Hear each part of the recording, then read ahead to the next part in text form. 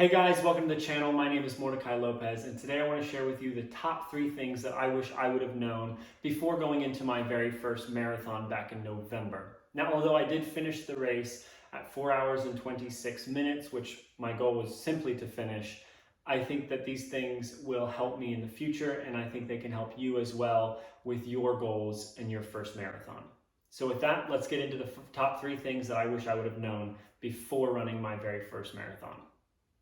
Number 1 is definitely to pace yourself. The atmosphere of a marathon is ecstatic. The crowds are wild, the people are cheering you on, the other races are gun-ho for this race, and there's going to be so many people that are just out the gate, full sprint running.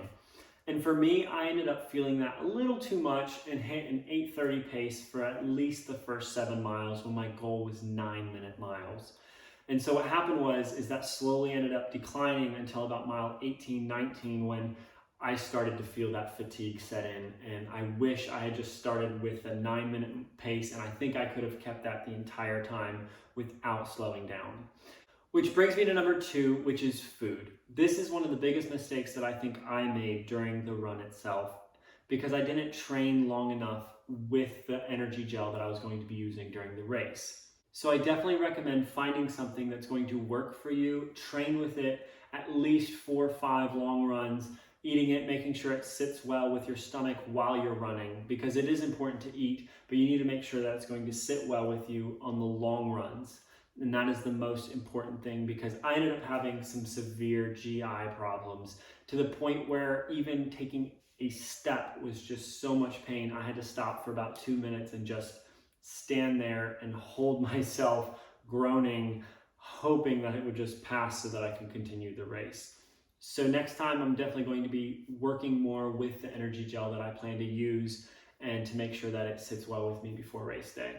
And last but definitely not least is the wall comes in many forms. Just be prepared that the notorious wall is real.